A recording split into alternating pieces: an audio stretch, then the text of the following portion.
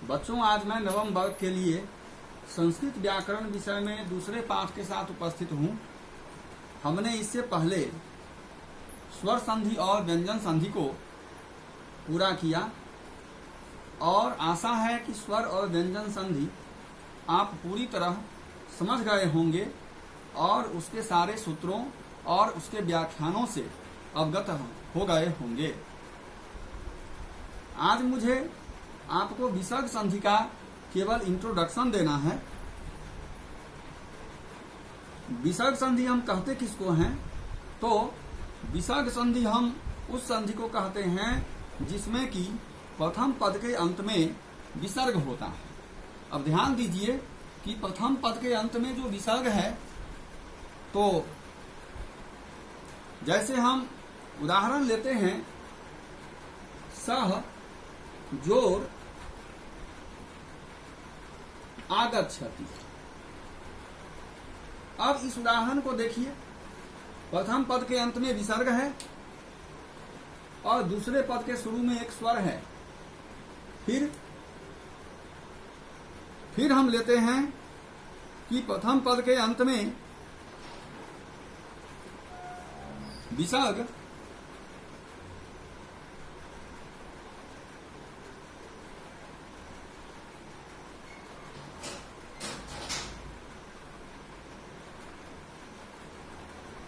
जबकि दूसरे पद के शुरू में र है।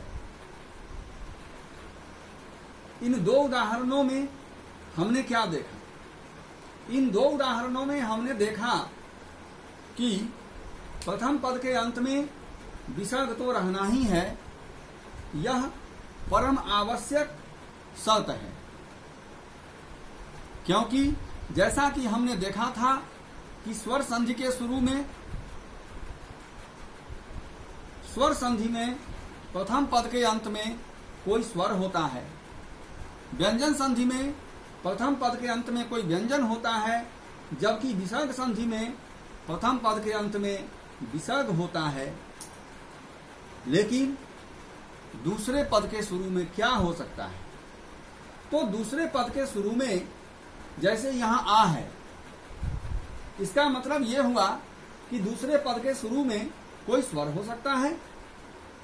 यहां फिर रमनते अर्थात रमन कहते हैं, देवाह रमनते, देवता रमन कहते हैं।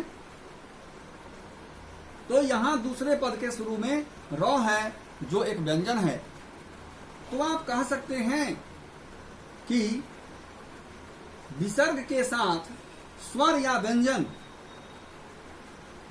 के मेल से, देख लीजिए,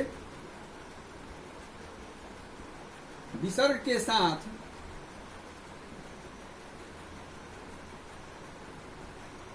स्वर या व्यंजन के मेल से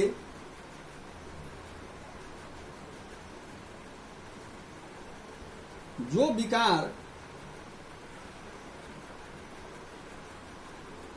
उत्पन्न होता है उसे विसर्ग संधि कहते हैं।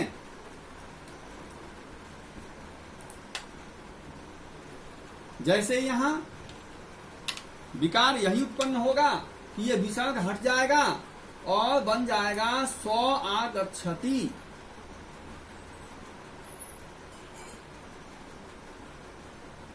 फिर देवाह जो रमनते, तो ऐसे ही विसर्ग हट जाएगा और शब्द बन जाएगा देवा रमनते। तो हमारी बातों से यह बात स्पष्ट हो गया होगा कि विसर्ग संधि के अंतर्गत प्रथम पद के अंत में विसर्ग होता है और दूसरे पद के शुरू में कोई स्वर या व्यंजन होता है और दोनों के मेल से एक विकार उत्पन्न होता है। इसी को हम विसर्ग संधि कहते हैं। अब बच्चों, हम इस विसर्ग संधि को 4 भागों में पढ़ेंगे और 4 भागों में जो पढ़ेंगे तो इसमें सबसे पहला होगा हमारा सत्व, जिसके अंतर्गत विसर्ग का परिवर्तन सौ में होगा। कभी तालव्य सौ, कभी मूर्धन्य सौ और कभी दंत सौ। फिर विसर्ग का परिवर्तन रौ में अगर होता है तो उसे हम रत्व कहते हैं, या कहीं कहीं रुत्व भी लिखा रहता है। और तीसरा है उत्व, जिसके अंतर्गत विसर्ग संधि में विसर्ग का परिवर्तन उ में होता है और वह उ अपने पहले वाले ओ के साथ मिलकर ओ बन जाता है।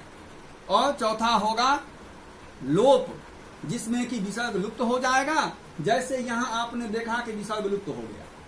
तो इस प्रकार विसर्ग संधि को हम 4 भागों में पढ़ेंगे। प्रथम सत्व, द्वितीय रुत्व, तृतीय उत्व और चौथा लोप। That's all.